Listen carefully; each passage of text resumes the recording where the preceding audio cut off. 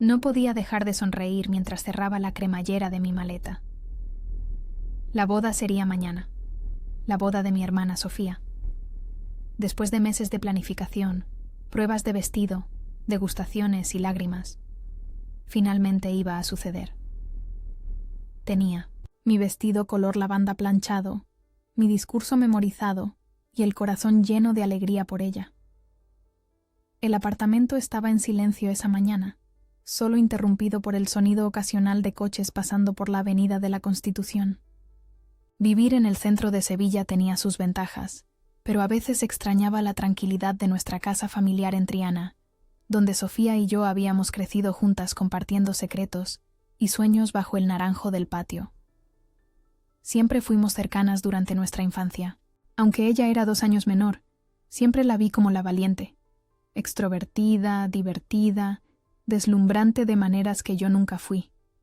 Yo era la callada, la sensata, la que prefería quedarse en casa con un libro mientras ella conquistaba el mundo.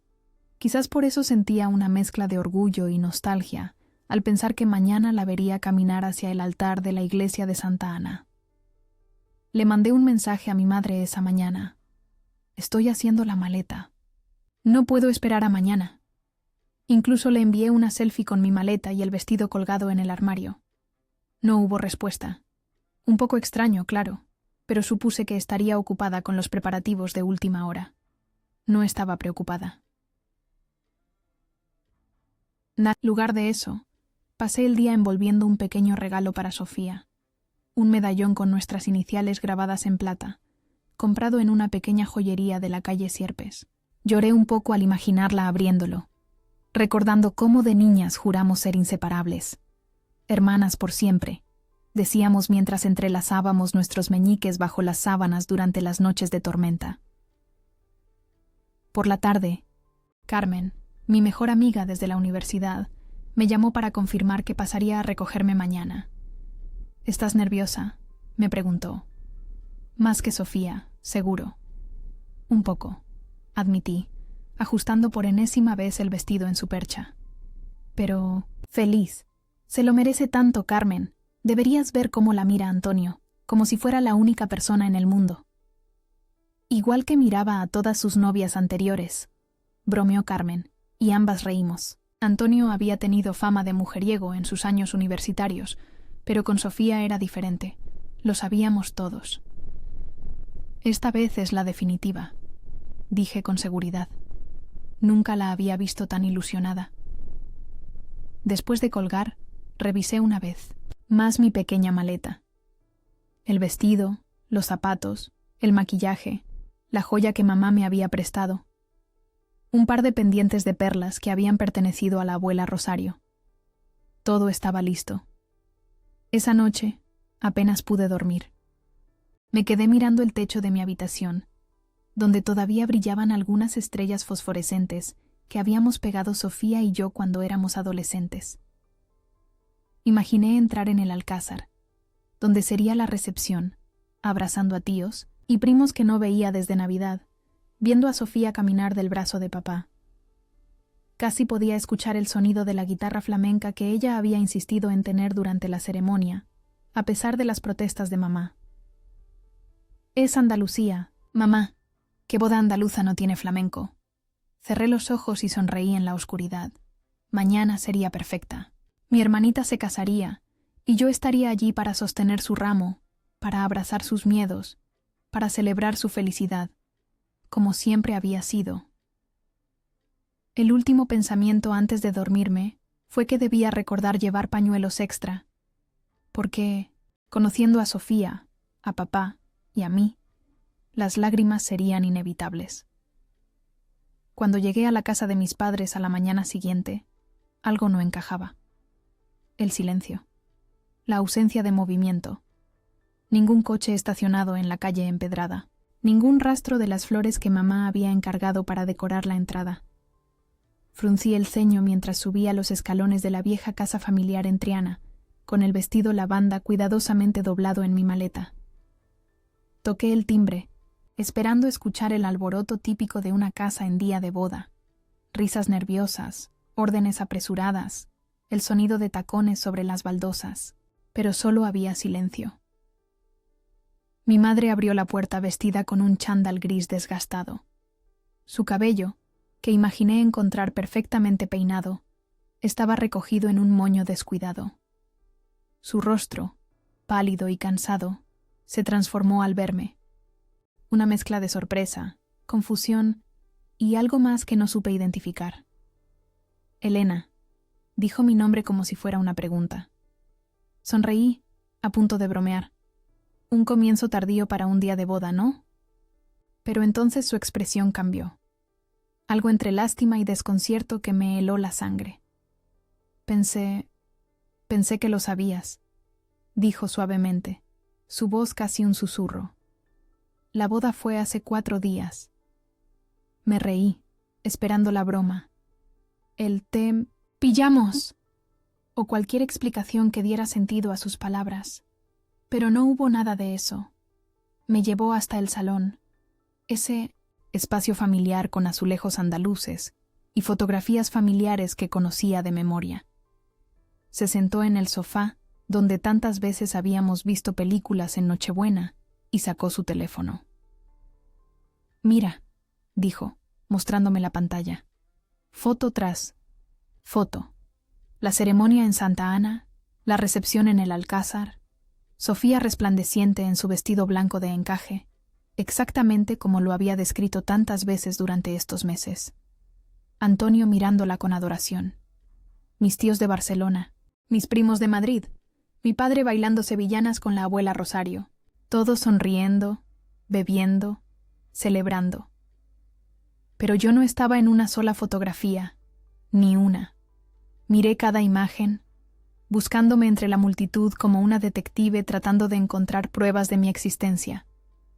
Mi estómago se contrajo dolorosamente. ¿Por qué nadie me llamó?, pregunté, con la voz quebrada. El rostro de mi madre se arrugó. Pensamos que habías cambiado de opinión. Dejaste de contestar. ¿Contestar a qué? La sangre me palpitaba en las sienes. No recibí ninguna llamada, ningún mensaje después del que te envié con la maleta. Mamá negó con la cabeza, incrédula. Te llamamos docenas de veces. Sofía estaba histérica. Pensamos que quizás estabas celosa o enfadada, porque decidieron cambiar la fecha.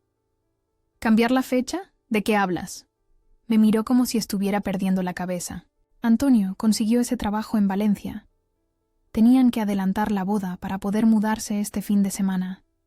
Te lo explicamos todo en el grupo familiar. ¿Qué grupo familiar? Mi madre se levantó y fue hasta el mueble del comedor. Sacó su viejo iPad y me lo tendió. Allí estaba, un grupo de WhatsApp llamado Boda Sofía y Antonio, con todos los miembros de la familia, excepto yo. Nunca me añadisteis, dije, sintiendo un nudo en la garganta.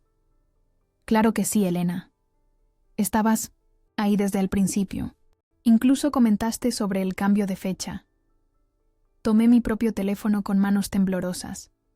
No había ningún grupo, ningún mensaje, ninguna llamada perdida. Como si hubiera sido borrada de la existencia familiar durante días enteros. Esto no tiene sentido, murmuré. En ese momento, la puerta principal se abrió. Era Sofía. Su rostro, bronceado por unos días de luna de miel en Cádiz, perdió todo color al verme. «¿Elena?» Su voz era apenas audible. «¿Qué haces aquí?»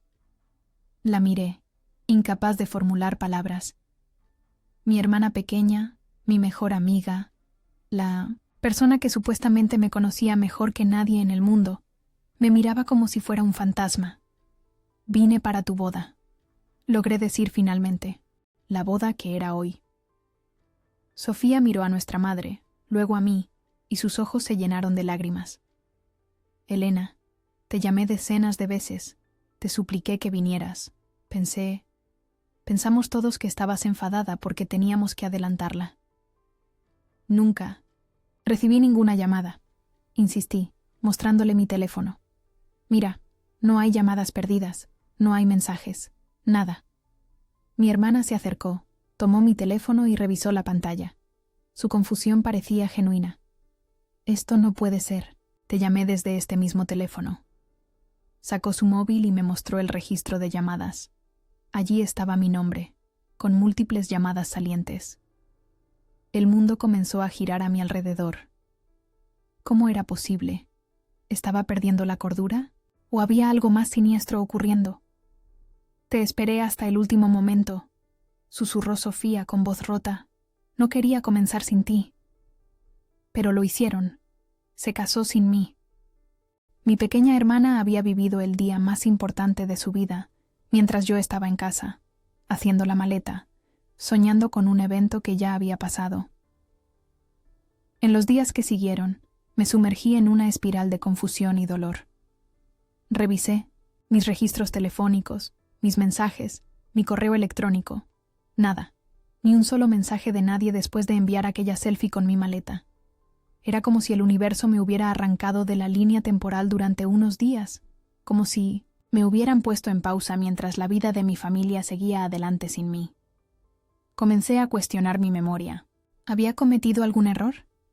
¿Había perdido la noción del tiempo? Pero tenía fotos en mi teléfono de ese fin de semana.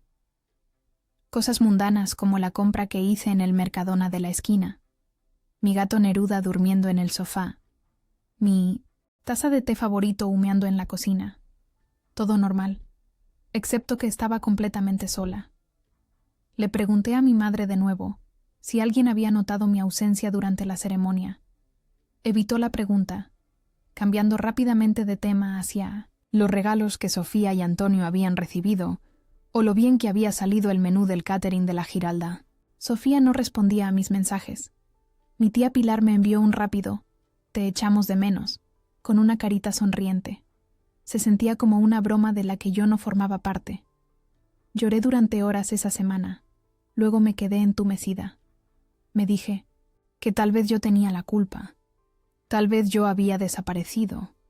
Tal vez me lo merecía. Una tarde, sentada en la terraza de mi apartamento con vistas a la Giralda, intenté reconstruir aquellos días. Revisé mi agenda, mi calendario, cada nota en mi teléfono. Todo indicaba que esperaba asistir a la boda el sábado, como estaba previsto originalmente. No había ninguna mención a un cambio de fecha. ¿Cómo podría haberlo olvidado si fuera cierto? Llamé a Carmen. Necesitaba otra perspectiva. «¿Cómo que no fuiste a la boda?», preguntó incrédula cuando le conté lo sucedido. «Te estuve escribiendo toda la semana para coordinar». «Muéstrame esos mensajes, por favor», le pedí, aferrándome a un último hilo de esperanza. Hubo un silencio al otro lado de la línea. «Qué raro», dijo finalmente. «No los encuentro, pero recuerdo perfectamente haberte escrito». Esa noche, desesperada, fui a la tienda Movistar del centro comercial. Necesitaba respuestas técnicas. El joven que me atendió revisó mi teléfono con diligencia profesional. «No veo nada extraño, señorita», concluyó después de casi una hora. «Su teléfono funciona perfectamente. Si dice que no recibió llamadas o mensajes, entonces... no, se recibieron». «¿Es posible que alguien haya bloqueado las comunicaciones?», pregunté, sintiéndome como en una película de conspiración. El chico me miró con una mezcla de compasión y escepticismo. «Eso es prácticamente imposible sin acceso físico al dispositivo. Y aún así, quedaría algún registro». Salí de allí más confundida que antes. En el camino de regreso a casa, pasé frente a la iglesia de Santa Ana. Me detuve un momento, mirando aquellas puertas donde debería haber visto a mi hermana entrar de blanco. Sentí un vacío tan profundo en el pecho que me dejó sin aliento. Esa noche, después de 2 copas de vino, hice algo que no había planeado. Llamé a Antonio, mi nuevo cuñado. «Elena», contestó sorprendido. Su voz sonaba cautelosa. «¿Cómo? ¿Estás?» «Confundida», respondí sinceramente. «Antonio, necesito saber la verdad. ¿Por qué nadie me esperó? ¿Por qué siguieron adelante sin mí?» Hubo un largo silencio. Sofía estaba destrozada. dijo finalmente. Literalmente, retrasamos la ceremonia 2 horas esperándote. Tu madre dijo que quizás no aprobabas nuestro matrimonio. ¿Qué? Eso es absurdo. Yo estaba feliz por vosotros. Lo sé, por eso no tenía sentido. Pero después de esas cosas que dijiste... ¿Qué cosas? Mi corazón latía con fuerza. Otro silencio. Los mensajes, Elena. Los que enviaste al grupo diciendo que tal vez era mejor que Sofía reconsiderara casarse conmigo, que era demasiado pronto. El mundo se detuvo. Yo nunca escribí eso, nunca. Todos los vimos, Elena. No fui yo, insistí, con lágrimas rodando por mis mejillas. Alguien más lo escribió. Alguien me está haciendo esto. Pero ni siquiera yo creía en una conspiración tan elaborada. ¿Quién haría algo así? ¿Y por qué? En los días siguientes me alejé. No respondí llamadas. Necesitaba tiempo para entender lo que había sucedido, para encontrar mi equilibrio de nuevo. Me sentía traicionada, pero también confundida. Si realmente alguien había enviado mensajes haciéndose pasar por mí, ¿quién podría haber sido? ¿Y si realmente los había enviado yo y no lo recordaba? La idea de perder la memoria, o de estar teniendo algún tipo de episodio psicótico, me aterraba. Pero en el fondo, más allá de la confusión y el miedo, comenzó a arder una pequeña brasa de rabia. Habían seguido adelante sin mí. Nadie vino a buscarme personalmente. Nadie intentó realmente entender. Y lo peor de todo, parecían estar bien con ello. Una tarde, mientras revisaba viejas fotografías familiares, encontré una de Sofía y yo en la playa de Matalascañas, abrazadas frente al atardecer. Al reverso, con su letra redondeada, había escrito: «Hermanas por siempre, pase lo que pase». La miré durante mucho tiempo, sintiendo cómo aquella promesa infantil se deshacía entre mis dedos como arena. Pasó un mes. Mantuve mi distancia. No contesté llamadas. Ignoré mensajes. Rechacé invitaciones a cafés que antes habrían sido rutinarios. Necesitaba tiempo para entender lo que había pasado, para encontrar mi equilibrio de nuevo. El verano sevillano avanzaba implacable, con ese calor sofocante que hace que hasta respirar cueste trabajo. Me refugié en el aire acondicionado de mi apartamento, saliendo solo para lo imprescindible. Mi vida se volvió pequeña, controlable. Iba al trabajo en 1900, la biblioteca universitaria, regresaba a casa, alimentaba a Neruda, veía series sin prestarles verdadera atención. Las noches eran lo peor, daba vueltas en la cama, repasando una y otra vez los acontecimientos, buscando pistas, señales, algo que hubiera pasado por alto. El misterio seguía sin resolverse, y eso me carcomía por dentro. Una tarde, mientras ordenaba viejos libros, en el depósito de la biblioteca, mi teléfono vibró.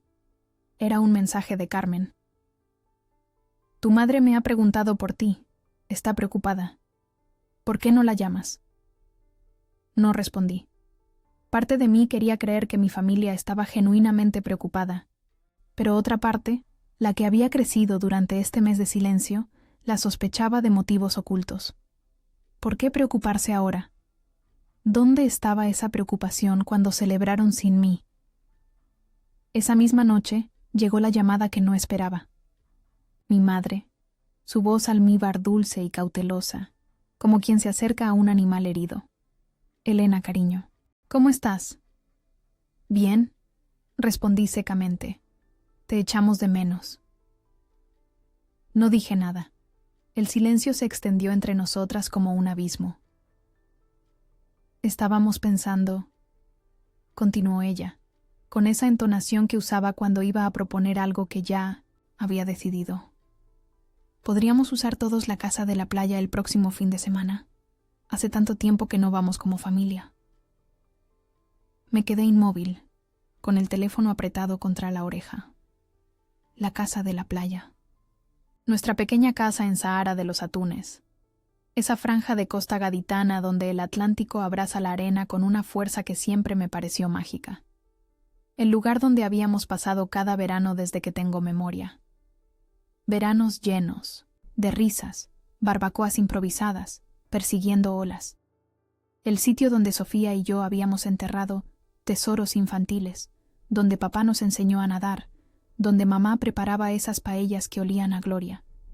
Y ahora querían usarla, después de fingir que no existía para el día más importante de la vida de nuestra familia. ¿Por qué ahora?, pregunté. Hubo una pausa. Solo queremos volver a sentirnos como una familia. ¿Y qué familia es esa, mamá? ¿La que celebra bodas sin esperar a todos sus miembros? Elena, por favor, ya te explicamos lo que pasó. Intentamos contactarte, pero nada, la interrumpí. Sea lo que sea que pasó, el resultado es el mismo. Se casaron sin mí, y ahora quieren que finja que todo está bien. No es así, protestó. Solo queremos pasar tiempo juntos. Antonio y Sofía volverán de Valencia ese fin de semana. Será su primera visita desde que se mudaron. Sentí una punzada de dolor. Ni siquiera sabía que ya se habían instalado. En Valencia. Un detalle más de la vida familiar del que había sido excluida. Además, continuó mamá con tono tentador, la tía Pilar traerá a su nuevo novio. Dice que es muy interesante. Trabaja en algo de tecnología. Y ya sabes cómo es la tía con sus novios. Siempre elige personajes peculiares. Será divertido. Estaba usando una táctica antigua. El chisme familiar como cebo. En otros tiempos, habría funcionado. Habríamos pasado horas especulando sobre el nuevo novio de la tía Pilar, riéndonos de sus excentricidades. Pero ahora solo sentía vacío. No lo sé, mamá. No me siento cómoda. Por favor, cariño. La casa es tanto, tuya como nuestra. Tienes todo el derecho a estar allí. ¿Cómo tenía derecho a estar en la boda? El silencio que siguió fue espeso, casi tangible. Fue un malentendido terrible, dijo finalmente. Todos estamos destrozados por ello, especialmente Sofía. Miré por la ventana de mi apartamento.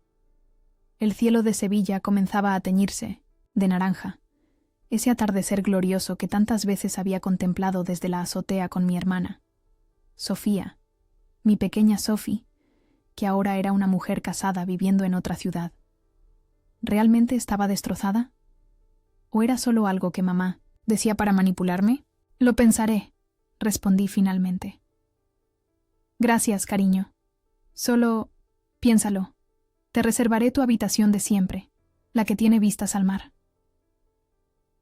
Después de colgar, me quedé mirando el teléfono durante mucho tiempo. Parte de mí quería ir. Quería creer que podíamos reparar lo que se había roto. Que podíamos volver a ser esa familia de las fotografías en la pared, la que reía en playas doradas bajo el sol de Cádiz. Pero otra parte, la parte que había crecido durante estas semanas de soledad, se preguntaba si eso era siquiera posible. ¿Cómo confiar en personas que habían seguido adelante sin mí en un momento tan crucial? ¿Cómo saber que no volvería a suceder? Y más importante aún, ¿quería yo seguir siendo parte de esa dinámica?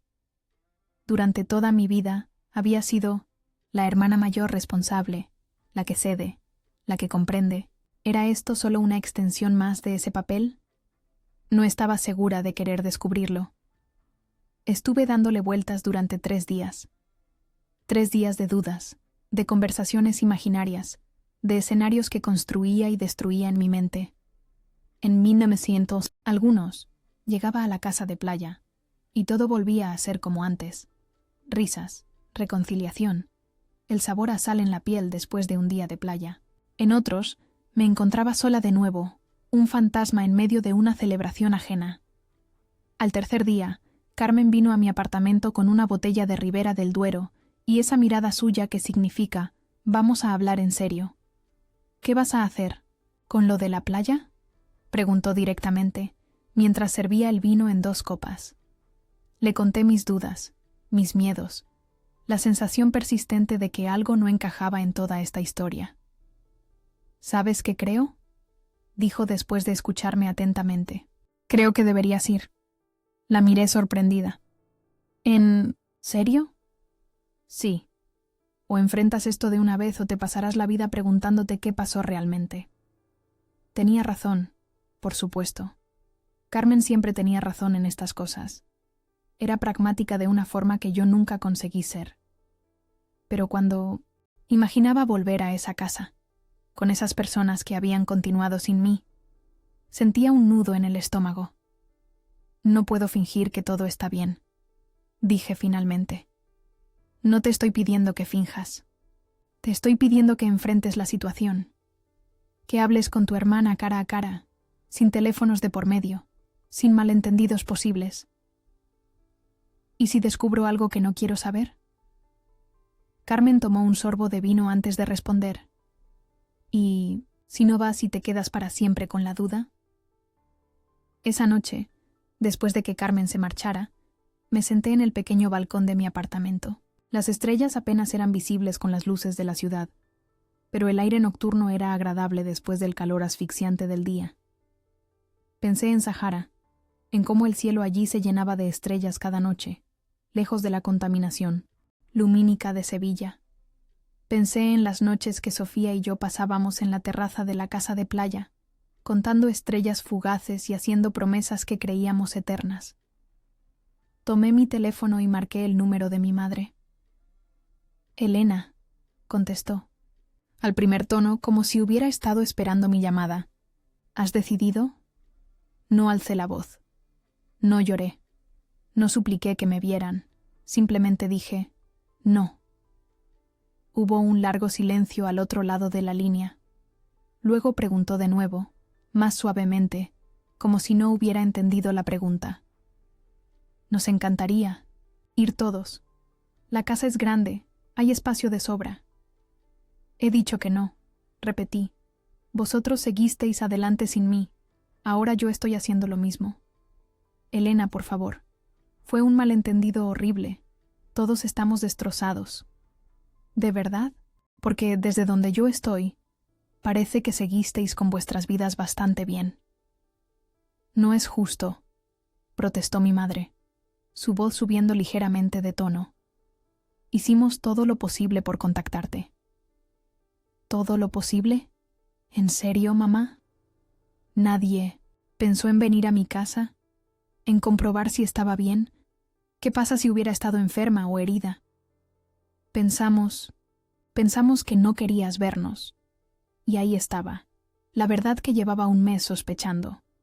No es que no pudieran contactarme, es que decidieron asumir lo peor de mí. Decidieron creer que yo, deliberadamente, arruinaría el día más importante de mi hermana.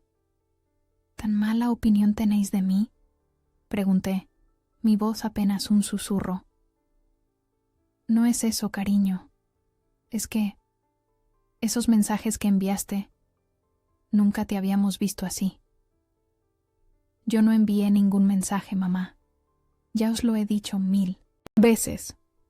Elena, por favor, los vimos todos. Decías cosas terribles sobre Antonio, sobre la boda. No, fui yo. Pronuncié cada palabra lentamente, con toda la convicción que pude reunir. Hubo un silencio largo, incómodo. Podía escuchar la respiración de mi madre al otro lado de la línea, ese ligero silbido que siempre hace cuando está ansiosa. ¿Estás insinuando que alguien se hizo pasar por ti?, preguntó finalmente. No lo sé. Solo sé que yo no escribí esos mensajes, y también sé que nadie me creyó lo suficiente como para venir a buscarme. Cariño, por favor, vamos a arreglar esto. Ven a la playa. Hablaremos todos juntos. Aclararemos lo que pasó. Cerré los ojos. Por un momento, casi cedí. La voz de mi madre tenía ese poder sobre mí, esa capacidad de hacerme dudar de mis propias decisiones. Pero entonces recordé cómo me sentí al ver esas fotos de la boda, al darme cuenta de que mi ausencia apenas había sido un inconveniente menor, fácilmente superado. No, dije con firmeza. No iré. Podéis usar la casa, por supuesto. Es tanto vuestra como mía, pero yo no estaré allí. Elena. Lo siento, mamá. Necesito tiempo. Necesito entender qué pasó realmente. Y necesito hacerlo a mi manera. Después de colgar, me quedé en el balcón durante horas. No lloré. No grité. No golpeé la pared con frustración como había hecho tantas veces en las últimas semanas. En su lugar, sentí una extraña calma, como si finalmente hubiera tomado el control de algo, aunque fuera solo mi propia respuesta a la situación. Esa noche, me serví una copa de vino y puse música. Lola Flores cantaba desde mis altavoces, mientras yo respiraba el aire nocturno de Sevilla. Por primera vez en semanas, sentí un destello de paz. No era venganza. No era crueldad. Era un límite. El primero que había trazado en años. Me habían borrado una vez. No permitiría que lo hicieran de nuevo. Las semanas se convirtieron en meses. No fui a la casa de playa. No respondí cuando llamaron para ver cómo estaba. Comencé a reconstruir mi vida. No desde cero, sino desde la verdad. Encontré nuevas formas de conectar, nuevas amistades, viejas aficiones retomadas, mañanas tranquilas escribiendo en mi diario lo que recordaba y lo que ya no quería cargar. Septiembre. Trajo un ligero alivio al calor sevillano. Las noches se volvieron más frescas, y con ellas, mi ánimo pareció encontrar un nuevo equilibrio. En la biblioteca conocí a Lucía, una nueva profesora de literatura latinoamericana, con una risa contagiosa y una capacidad para hablar de García Márquez, que me recordó por qué me había enamorado de los libros en primer lugar. Comenzamos a tomar café después del trabajo, a veces charlando durante horas sobre novelas, películas o simplemente la vida. Deberías venir al club de lectura, me propuso una tarde. Nos reunimos los jueves en una tetería de la Alameda. Estamos leyendo a Cortázar. Acepté, sorprendiéndome a mí misma. Antes, habría puesto 1000 excusas. La Elena de antes prefería los espacios conocidos, las personas familiares. Pero esa Elena parecía cada vez más lejana, como un personaje de un libro que había leído hace mucho tiempo. El club de lectura se convirtió en mi jueves favorito. Personas de todas las edades reunidas en torno a libros, discutiendo, riendo, a veces discrepando acaloradamente sobre interpretaciones. Me sentía viva de nuevo, intelectualmente estimulada, presente. En casa, reorganicé mi espacio. Pinté las paredes de un azul profundo que siempre había querido, pero nunca me había atrevido a usar.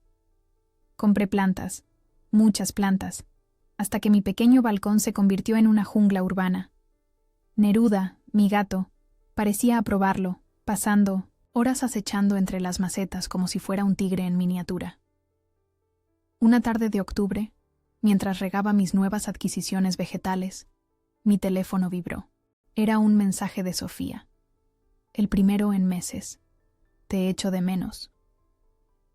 3 palabras simples que me dejaron sin aliento. Me senté en mi pequeño sofá, con el teléfono en la mano, sin saber qué responder. Parte de mí quería contestar inmediatamente, decirle que yo también la extrañaba, que la perdonaba, que podíamos intentar reconstruir nuestra relación. Otra parte, la que había crecido estos meses, me aconsejaba cautela. No respondí ese día, ni al siguiente. Al tercer día, llegó otro mensaje. Lo siento mucho, Elena. No entiendo por qué no esperamos por ti. De verdad que no. Lo leí 2 veces. Había una sinceridad en esas palabras que me tocó profundamente, pero también había una ausencia de explicación que seguía inquietándome. Si realmente no entendía lo que había pasado, ¿cómo podíamos evitar que volviera a suceder? Una semana después, recibí un paquete por mensajería. Era una caja pequeña, envuelta en papel craft con mi nombre escrito en la inconfundible letra redondeada de Sofía. Dentro había un álbum de fotos, no de la boda, sino de nuestra infancia. Sofía y yo en la playa, construyendo castillos de arena. Sofía y yo disfrazadas para carnaval. Sofía y yo en el patio de nuestra casa en 1900 en Triana, bajo el naranjo. En la última página una nota. No sé qué pasó, pero sé que te quiero. Cuando estés lista para hablar, estaré aquí. Acaricié las fotografías con la punta de los dedos, sintiendo una mezcla de nostalgia y dolor. Éramos tan felices entonces, tan despreocupadas. ¿Cómo habíamos llegado a este punto? Esa noche, después de cenar con Lucía y otros amigos del club de lectura, decidí responder. Yo también te quiero, pero necesito entender qué pasó. La respuesta llegó casi inmediatamente. Yo también necesito entenderlo. ¿Podemos vernos? Estaré en Sevilla el próximo fin de semana. Acordamos encontrarnos en un café neutral, lejos tanto de mi apartamento como de la casa familiar. Un terreno donde ninguna de las dos tuviera ventaja. Pasé los días previos preparándome mentalmente para el encuentro, ensayando lo que diría, cómo mantendría la calma si las cosas se ponían tensas. Pero cuando la vi entrar en el café, mi hermana pequeña, con su pelo recogido en un moño descuidado y esa manera suya de caminar como si bailara, todas mis palabras cuidadosamente preparadas se desvanecieron. Nos abrazamos, torpemente al principio, luego con fuerza, como cuando éramos niñas y una de nosotras se había caído en el patio del colegio. Te he echado tanto de menos, susurró en mi oído. Y yo a ti, admití. Nos sentamos y pedimos café. Durante un rato hablamos de cosas seguras. Su nuevo trabajo en Valencia, mis plantas, el clima.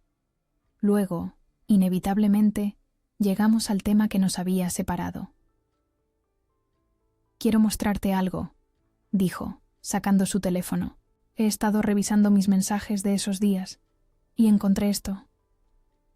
Me mostró la pantalla. Eran capturas de pantalla de conversaciones en un grupo de WhatsApp que yo nunca había visto. Mi nombre aparecía allí, diciendo cosas horribles sobre Antonio, sobre la boda, sobre la familia. Cosas que yo jamás diría. Nunca escribí eso, Sophie. Nunca. Lo sé, dijo para mi sorpresa. Ahora lo sé. Mira la hora de los mensajes. Observé más detenidamente. Todos habían sido enviados a horas en que yo estaba en el trabajo, rodeada de compañeros que podrían confirmarlo. He estado investigando, continuó. Y creo que alguien hackeó tu cuenta. O creó una falsa con tu nombre. ¿Pero quién haría algo así? ¿Y por qué? Sofía negó con la cabeza. No lo sé, pero voy a averiguarlo, te lo prometo. No sabía si creerle completamente. Demasiadas preguntas seguían sin respuesta.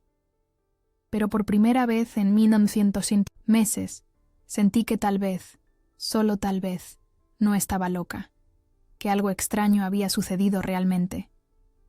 Al despedirnos, Sofía me abrazó de nuevo. ¿Vendrás a casa para Navidad?, preguntó con cautela. No lo sé, respondí sinceramente. Todavía necesito tiempo. Lo entiendo. Y creo que realmente lo hacía. Meses atrás pensaba que la familia era para siempre, pero ahora sé, familia, es quien aparece, y quien te ve cuando lo haces tú.